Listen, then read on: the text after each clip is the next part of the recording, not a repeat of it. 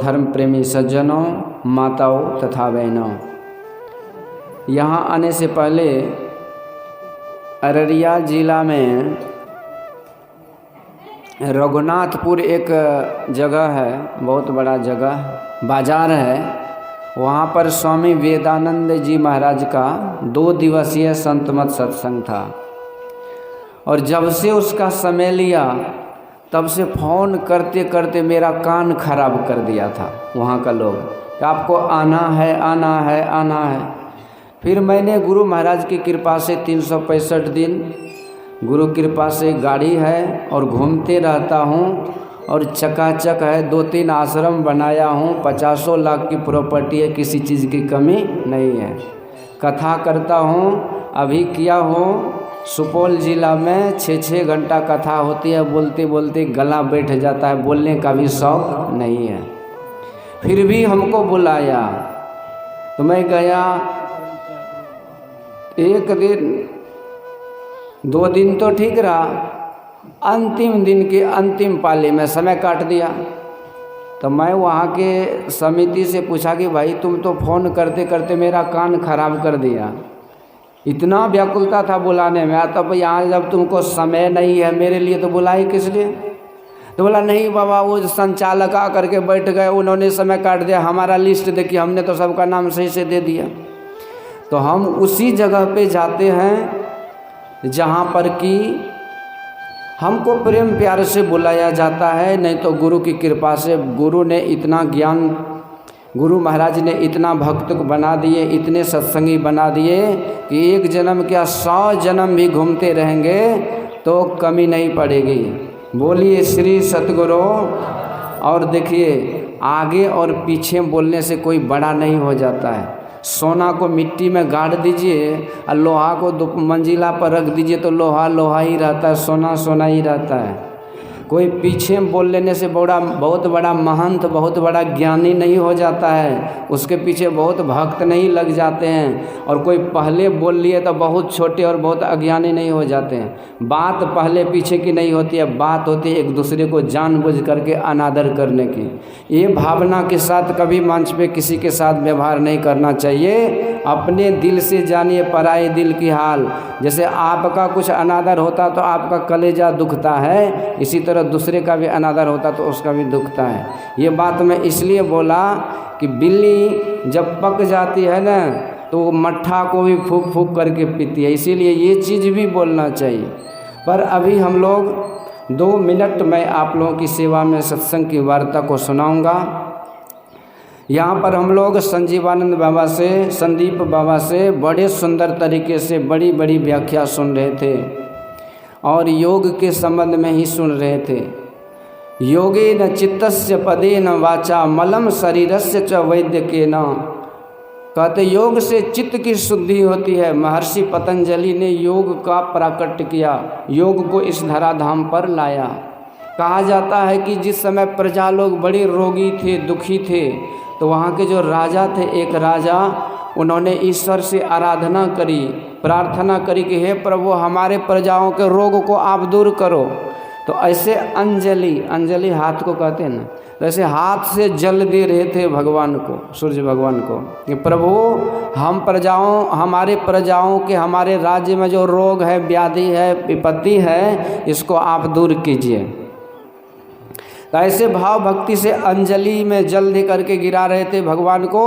तो उसी के अंजलि में एक बच्चा गिरा, पत माने होता है गिरना, अंजलि में गिरा तो उसी का नाम पतंजलि हुआ। उन्होंने ही, पतंजलि ने ही अष्टांग योग को प्रकट किए। इसीलिए आज उसी के नाम पर पेटेंट करके स्वामी रामदेव बाबा प्रचार करते हैं कि करो योग रहो निरोग। हकीकत में जो फिजिकल रोग है, इसको शारीरिक रोग बोलते हैं, वो योग से दूर होता है। ये बात आपको मानना पड़ेगा। आज ये प्रसिद्ध है दुनिया में। हालांकि ये योग का जननी तो भारत है, India is the mother of yoga. कहते भारत ही योग की जननी है, परंतु ये योग को विदेशियों ने बड़ी आसानी से समझ लिया और उसको करा रहा। मैं योगा का ट्रेनिंग लिया, मैं इंटरनेशनल योगा टीचर का डिग्री है मेरे पास। अंतर्राष्ट्रीय योगा टीचर।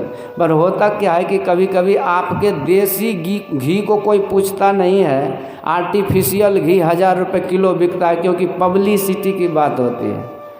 तो बेंगलोर योगा यूनिवर्सिटी है, 400 एकड़ में बना हुआ, कितना, पूरा खीराडी कवर कर लेगा, इतना बड़ा। लगभग 200 देश के लोग यहाँ योगा में डिग्री डिप्लोमा लेने आते हैं, ट्रेनिंग करने आते हैं, और वहाँ पर अद्भुत पढ़ाई योग विद्या की होती है। वहाँ से मैंने सीखा, और एक ऑस्ट्रेलिया के योग प्रशिक्षक थे, उनसे मैंने तमिलनाडु में जब मैं रहता था वेदांत कोर्स करता था 4 साल का, तो उसी क्रम में मैं वहाँ से सीखा। फिर ऋषिकेश में आकर के योग सीखा, और ऋषिकेश में लगभग 10 वर्ष तक 30-40 देश के लोगों को योग सिखाया। इसमें 1% भी मैं अपनी बढ़ाई नहीं कर रहा हूँ, जो हकीकत है उसको मैं बयां कर रहा हूँ। तो मैं विदेशियों को पूछता था कि you people have so much interest in yoga, where as I find the Indians are lacking the interest in yoga, what is why it is so. विदेशी बोला, I don't know, I think Indians are very careless, they have no respect, no honour for such a great treasury called yoga.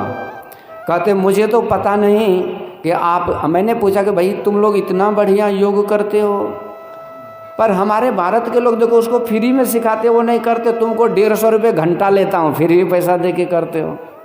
उस समय पैसा बहुत होता था, कभी कभी 20-20 का ग्रुप आता था। अब 20 आदमी है, एक आदमी को 150 रुपये लिए 1 घंटा में, तो 20 आदमी को कितना हो गया, 20 × 30, 3000 घंटा में उठता था। यदि 2 घंटा योग करा दिए तो 6 घंटा 6000 होता था। यदि उन्होंने 2 समय किया दिन में तो 12000 रुपये रोज होता था।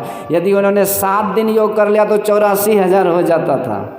तो गुरु महाराज की कृपा से आज से 10 साल पहले भी हम 7-7 दिन में 84,000 कमाते थे, इसलिए कृपा उनकी है, कमी नहीं है। तो मैं उनको पूछा था कि भाई ये आप लोग तो कर लेते हो, पर हम भारतवासी को क्यों नहीं होता। तो वो बोला, वो तो मुझे पता नहीं, पर हम लोग जानते हैं योग की महिमा, ये शरीर को बिल्कुल बॉडी माइंड सेंस कॉम्प्लेक्स को कम्प्लीटली रिलैक्स कर देता है, फिजिकली मेंटली सब तरह से आदमी आराम मिलता है इससे। तो योग से निरोग होता है आदमी, ये बात आपको मानना पड़ेगा। आज देखिए हम लोग बैठते हैं, एक जगह मैं गया था, इसी तरह ध्यानाभ्यास था, तो ध्यानाभ्यास खत्म हो गया, अंतिम दिन मैं गया था, तो वहाँ पर एक आदमी जा रहा था हॉस्पिटल, बोला कि बाबा आशीर्वाद दीजिए, हम बड़ा परेशान हैं। मैं बोला जाइए, हुआ क्या। बोला कि घुटना लगता है कि इसका पूरा बॉल बेरिंग स्लिप कर गया है, इतना दर्द कर रहा, लगता प्राण निकल जाएगा। मैं बोला हुआ क्या भाई। बोला बहुत दर्द कर रहा, होगा कौन सी, अब डॉक्टर ही ने बताएगा क्या होगा। अब जब डॉक्टर गए, जांच दिए, एक्सरे करेगा तो बताएगा, पर कारण डॉक्टर थोड़ी पूछेगा। डॉक्टर के पास गए तो घुटना लेकर के कहेगा एक्सरे लिख दिया, 2-4 को ऐसे फ्री का टेस्ट लिख देता है, बीपी हाई लो सब। अब 2-4-10 हज़ार बिल बनता, बाद में पूछता है कि हुआ क्या, जब 10-20 हज़ार खर्चा होता तब। तो अब नहीं तो एक डॉक्टर है उसके पास जाइए, सारा एक्सरे फिट है। एक आदमी को मैं पूछा कि क्या हुआ, बोला कि बाबा क्या कहें, दाहिना घुटना में दर्द था, बायां घुटना का ऑपरेशन कर दिया। मैं उनको पूछा बताओ हुआ क्या। बोला कि बाबा हम भी इसमें भाग लिए थे ध्यानाभ्यास में, और हमको आदेश मिला था कि बायां पैर तौर, दाहिना पैर ऊपर, हाथ तौर ऊपर, ऐसे करने के लिए। एक सत्संगी का जप ये है। ये एक जगह एक सत्संगी था, मैं पूछा आप क्या करते हैं। बोला क्या करते, पूछने का बात है, सत्संग ध्यान करते हैं। कब लिए दीक्षा।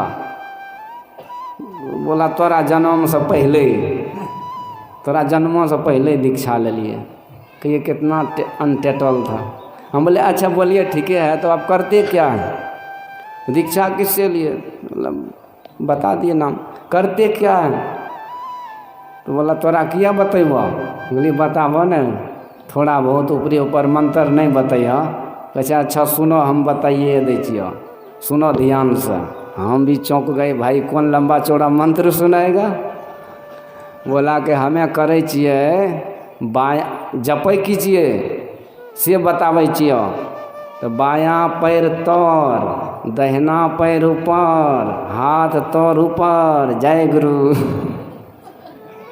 यहाँ जपै छिए ये सब नोटेंगे। तो ये तो समझने का फेर है, पर कहने का मतलब है कि मैं बोला कि वो बोला कैसे पैर चढ़ा के हम बैठते हैं।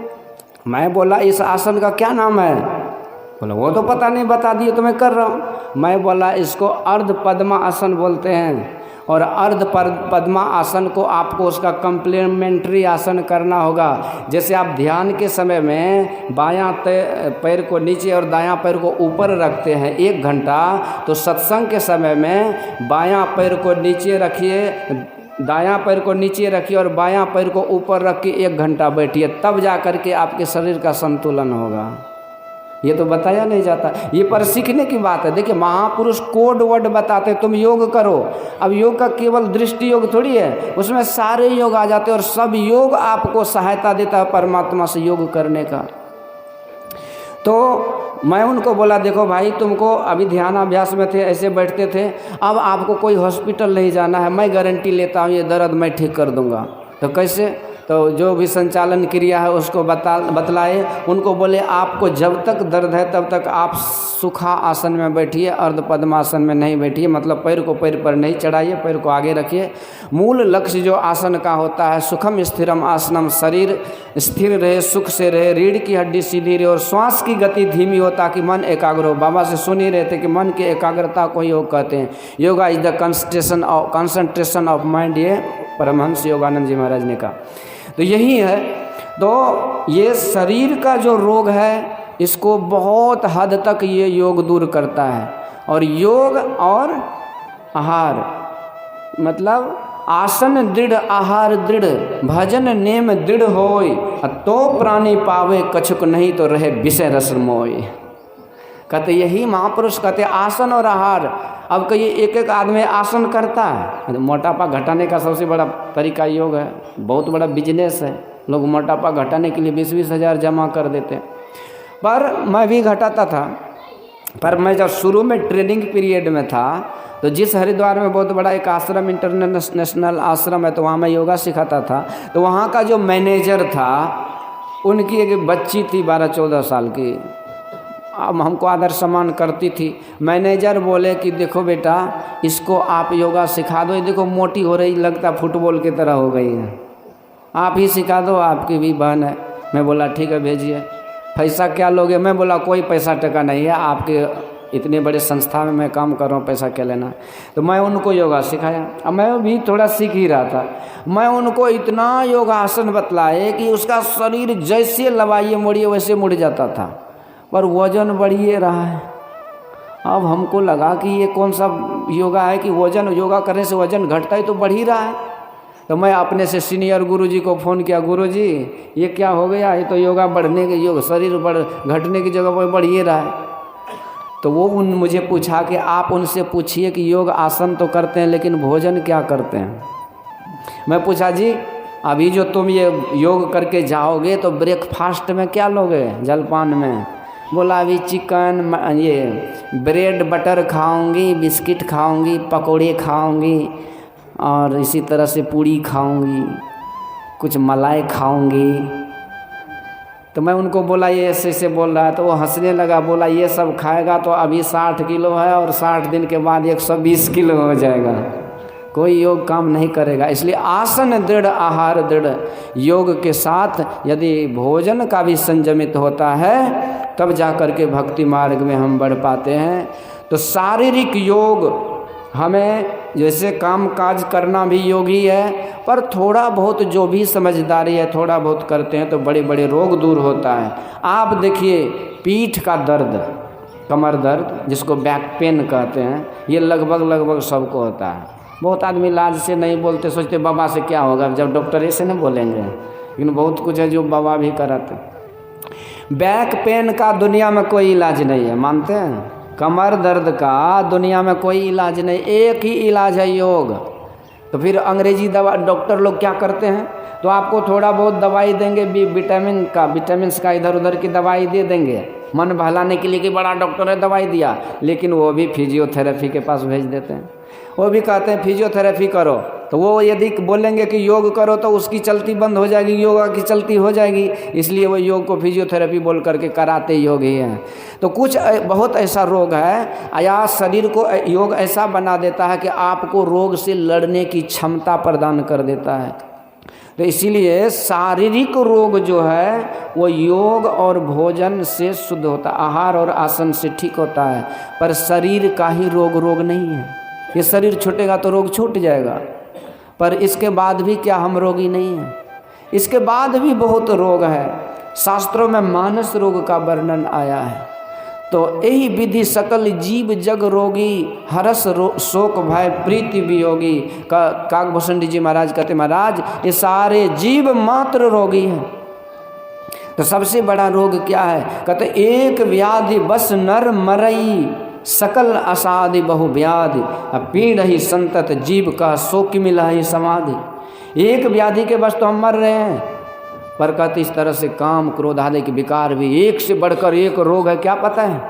काम बात कप लोभ अपारा, क्रोध पित्त नित छाती जारा, प्रीति करई तीनों जो भाई, उपजई सन्निपात दुखदाई, अहंकार अति दुखद डमरवा, दम्भ मद मान नहरवा। एक से बढ़कर एक रोग का वर्णन है। पर इस रोगों के लिए जप योग, दृष्टि योग और सत्संग योग, सत्संग कीजिए, गुरु मंत्र का जप कीजिए, अंतर के मार्ग पर चलने के लिए, दसम द्वार में प्रवेश करने के लिए दृष्टि योग कीजिए। तो यही जड़ी है। सद्गुरु वैद्य वचन विश्वासा, असंजम यह न विषय कर आशा, रघुपति भक्ति सजीवन मोरी, अनुपान श्रद्धा मति पूरी। तो ये योग निरोग रहने के लिए मन के रोग को, और सबसे बड़ा जो रोग है एक शब्द में कहिए तो आवागमन सम दुख दूजा है नहीं जग में कोई।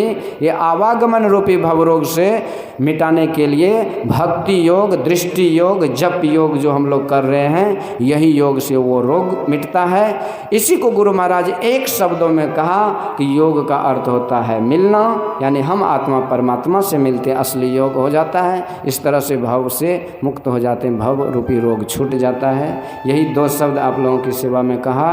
बोलिए श्री सद्गुरु